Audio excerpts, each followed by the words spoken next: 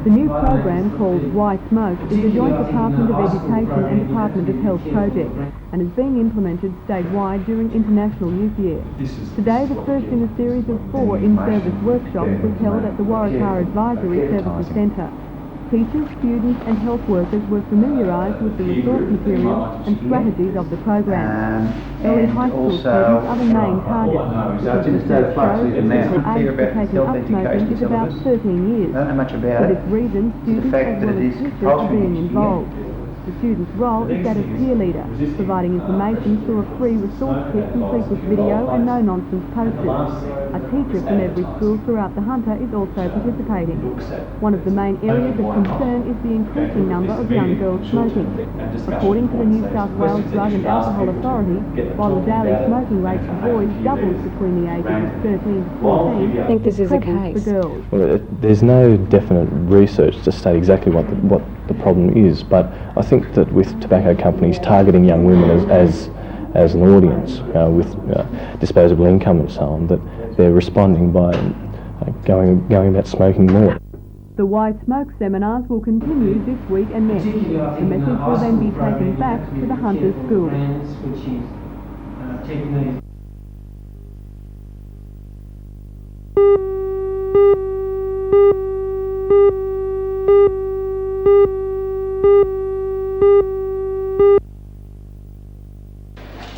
These time-limit talkers may not look anything special, but in fact some are destined to become the forebears of a much more efficient, economical and consumer-orientated pigmeat industry.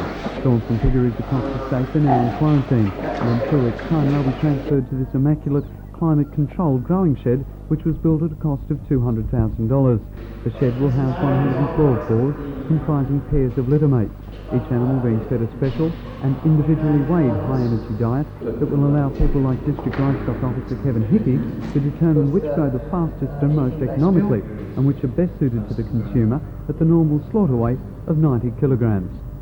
The aim of testing average daily gain feed conversion and carcass qualities, they're the most highly heritable characters, so therefore if you want to improve the herd, and I'm talking about the New South Wales herd there, fastest, they're the characters you go for. Purebred and hybrid progeny of performance tested boars will have preference for entry into the test, although once they're in there, there's no guarantee that any touch of blue blood is going to save them. The only vital statistical reference will be to performance, and only the best will be allowed the luxury of passing their inherent abilities on to future generations. The test will be weighted so that 50% of the pigs that leave here will pass and 50% will fail. And those that pass will be worth anything from $500 upwards. And they'll have a future in the sow shed. What about the failures? The failures will go to the abattoir, and they'll turn up as ham and bacon in packets in Lewis or wherever, the chain stores.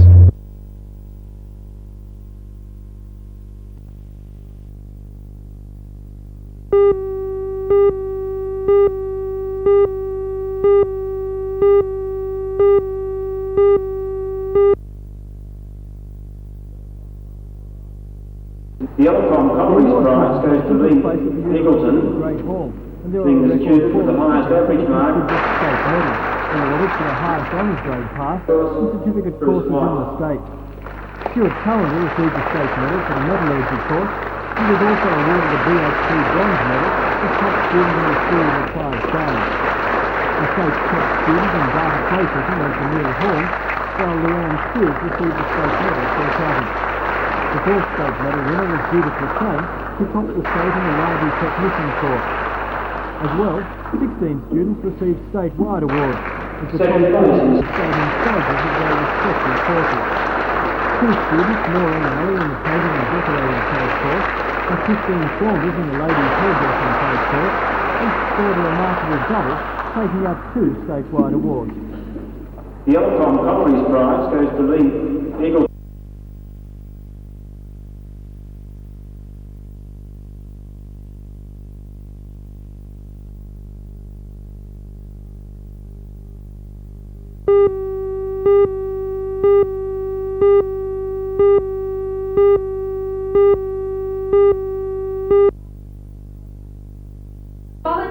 Following the success of the International Year of the Disabled, the Life Without Barriers Foundation, which was formed by local business and media people, decided to continue to focus on the disabled with an annual Awareness Week. As part of this year's Awareness Week, a seminar was held at City Hall overnight, dealing with the achievements of people with impairments. Several people addressed the seminar, including Jill Gibbons from the Regional Rehabilitation Centre.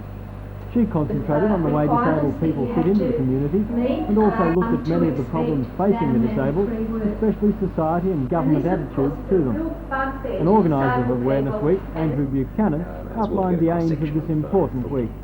It's aimed to highlight the activities in a very positive way of both the physical and the intellectually disabled. Often the intellectual are ignored, and what we try to do is to involve them very much so, perhaps even more so than the physically disabled. Is it a follow-on from International Year of the Disabled? It's a carryover. Sometimes I think that Awareness Week as we go by is becoming more of an awareness for the community, which it should be.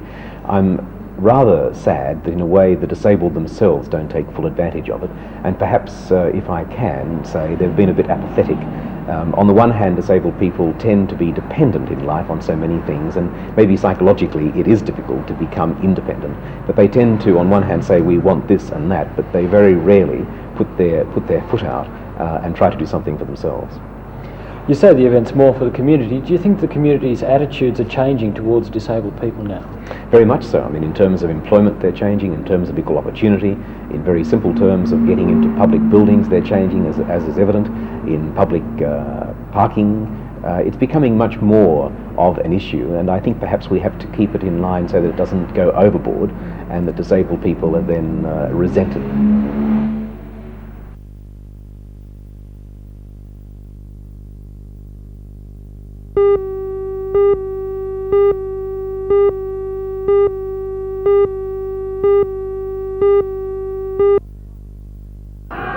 After last weekend's dismal performance against St George, when Rosebud lost 4-3, the side started off last night's fixture looking like a completely different side. The old Rosebud spark seemed to have returned, and the side was just as good as their third place opponents last night. Rosebud set up many scoring opportunities in the first half, but were unable to finish them off and put the points on the board.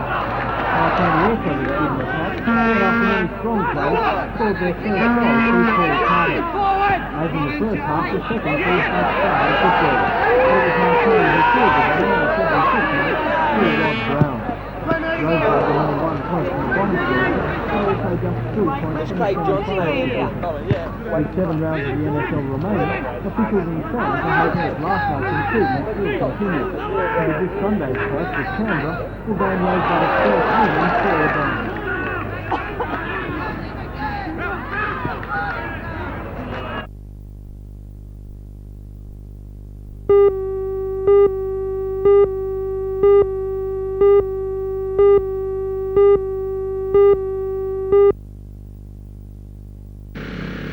Since the explosion destroyed the top of the obelisk reservoir almost a fortnight ago, injuring 8 girls who were lighting fireworks, gas testing has been carried out by the Hunter District Water Board, New Gas and more recently the Department of Industrial Relations. The department has been swift to act.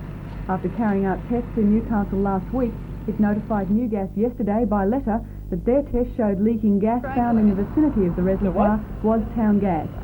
The Department of Industrial Relations would not confirm the contents of the letter today, saying only that there had been correspondence. However, the Newcastle management of New Gas says the department has found them responsible for the gas and has instructed them to do something about it. New Gas declined to appear on camera in relation to the however, the results of their own tests are not yet known. Meanwhile, the gas network around Pittsfield is still being checked. Today, streets flanking the reservoir were ripped up to exposed gas mains. Storm water drains, which may have been the system to which the gas happened, were checked and reset. Coordinator of the operation, Toby. Well, it's a concerted effort today by all resources within the area, such as the Water Board, the Mines Inspectorate, the Gas Company, our Department of Industrial Relations, and anybody else that can really assist us today, so that we can put those resources together and those plans of the area they've got, so that we can test everything to make sure and give the public an assurance it's not going to happen again. And have you located any other leaks? Now, we haven't located any leaks, but there are readings of respectable quantities at this particular stage, and we do hope to find them today and do something about them.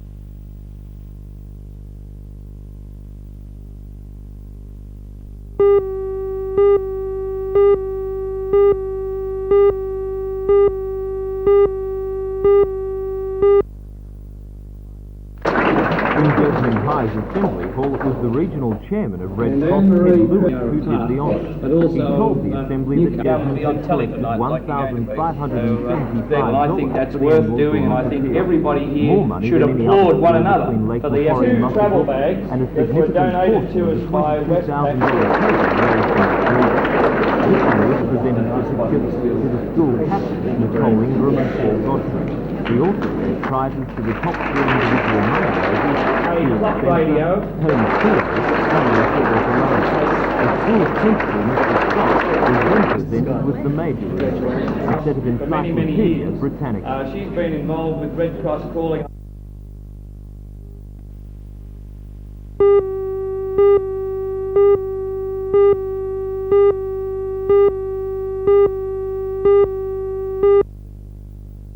Should not delude Mr. itself Kelly that the began his project will speech by come here giving a rundown of the automatically, progress or of the that local dockyard, companies the have some improvements in parochial right to industrial be relations considered and more management favourably techniques, than others. as well as the They increase in won't be. productivity. At this But stage, despite this, there is still a Either problem let with more profitability. subcontractors into the Though Mr. dockyard, Kelly or you have believes no that will chance be of getting overcome in economies the in long with a term. chance. There remains As a nagging result, he doubts says about the the source of contract for the today's story. construction of the Given 6 submarines is important, though not essential for the survival of the dockyard.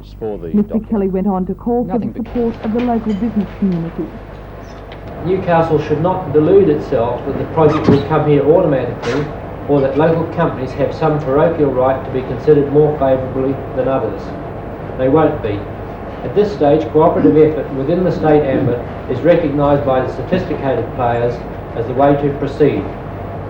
Newcastle has to prove its case and show that it supports the project and is committed to its successful completion.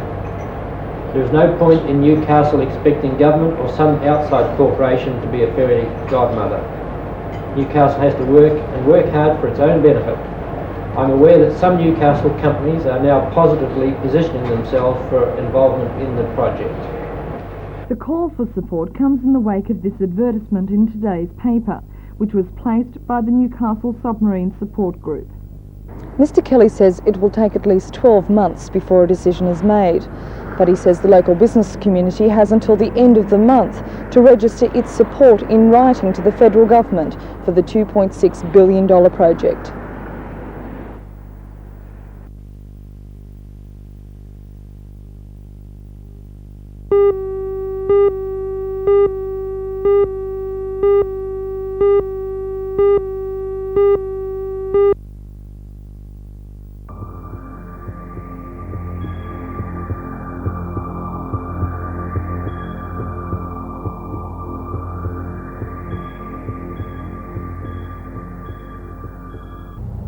Engineers today are doing a better and better job of protecting the occupants of a car in the event of a crash when things go wrong. But that's only part of the story, because many crashes involve people outside the car, pedestrians. And it's pretty obvious that a car, no matter what engineers do, is always going to do harm to a body if it hits it. As a driver, try and imagine just what that would be like. Push against the front of your car, feel how hard it is, and try and imagine what sort of impact that car would have on the body if it slammed into it.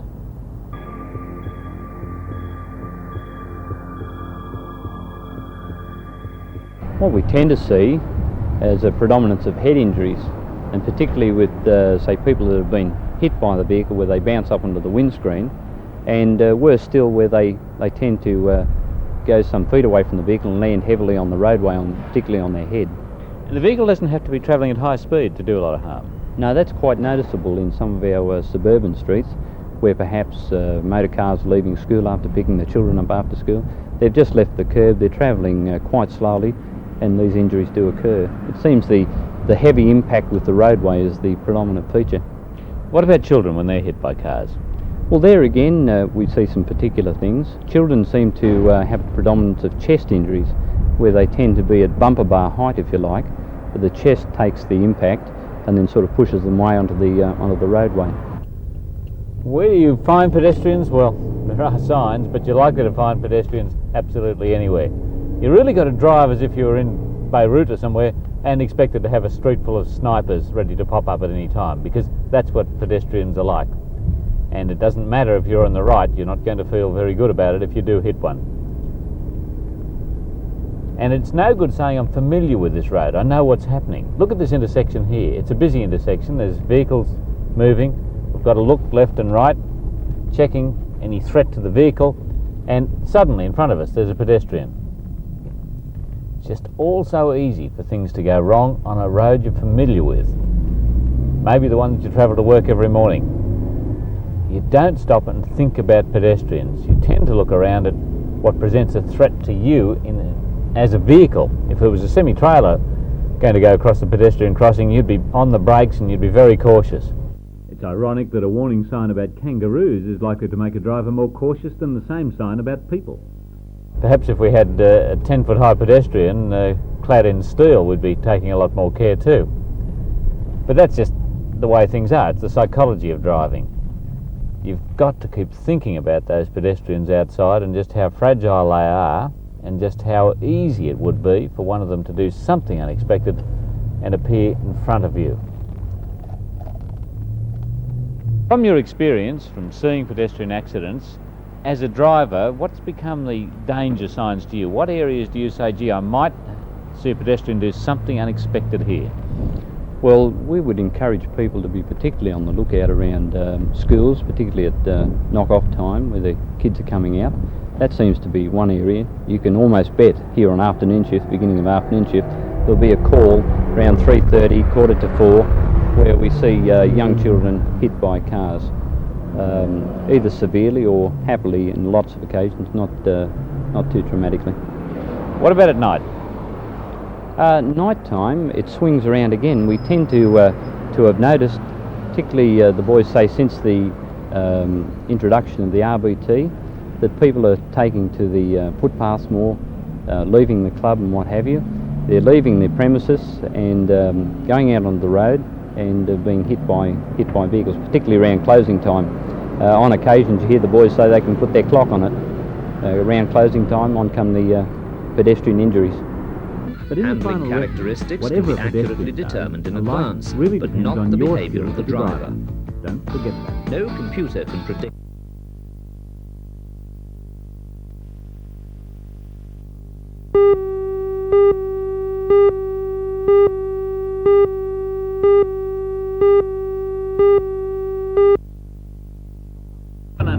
It's the first Kookaburra to be followed by two more before West Australia's Task Force 87 settles on its chosen speed to contest the right to defend the Cup in 1987. Its sleek thoroughbred was launched in February, and since then has been hungry for friendly competition, she continued at the to same show time tremendous craving for power affection and great Australian-wide. manoeuvrability. It's getting Downwind both. too, Kookaburra showed she was at least as co-designer Ian fast. Murray Tack has for tack already they race established upwind in the fresh himself as one of sou'wester, Australia's most and Kookaburra successful matches and Australia fiercest too competitors all the way. in a range of There are international smiles sailing all classes. round on the yellow boat. Marketing coordinator Kookaburra's for been Task Force flying 87, very Ricky fast. Blackwell, explains what's in store for Newcastle this Will weekend. people see if they come down? Well, she'll be sailing through the heads at 1 p.m. on Saturday, and then she'll be coming in and mooring at number 4. She'll be there for the whole weekend, so anybody who comes down will have a nice close look at her. The crew, of course, will be there. People can ask questions, and we're hoping that the crew will be able to, about every hour, give a little bit of a talk about what the different equipment is on Kookaburra. She's got state-of-the-art equipment aboard, very, very interesting, computers, etc., and they'll be able to tell the people about her. After Kookaburra comes through the heads at about 1 o'clock tomorrow afternoon, this is where it's going to tie up at number 4 Lee Wharf. In a way, it's an historical occasion for Newcastle. Undoubtedly, Kookaburra would have to be the fastest sailboat ever to enter our ports. Let's hope it's a day like today so you can come down and see it for yourselves.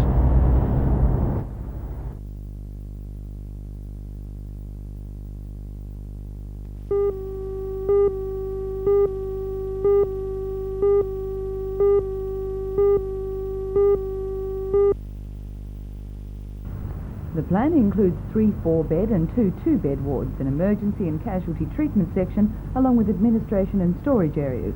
Construction of the clinic will be on the site adjoining the Kerrigan Street Community Centre, to which it will be connected by a walkway. According to project architect Jeff Wade, the new clinic has been designed to be complementary to the existing community centre, but also allows plenty of space for future additions.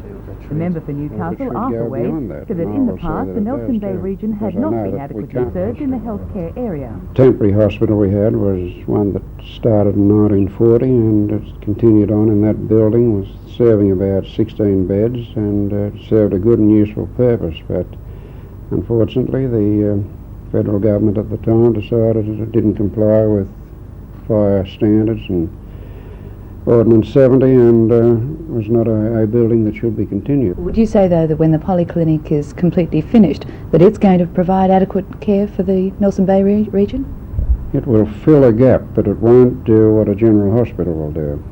And so you're looking for a general hospital for the region? General hospital, and because they've told us previously that that area doesn't require one, and I feel it does require one. And I know that we will ultimately get one, and I'd say within a few years it should eventuate. The clinic is expected to treat mainly motor accident victims and the preliminary treatment of those suffering from heart attacks and other emergencies before being transferred to Newcastle. The facilities and administration and the necessary there will only be minor changes. improvements in relationships of functions in the rooms, but fundamentally the planning is fairly fixed. Construction is expected to begin around the end of the year, with the clinic in operation by early 1987.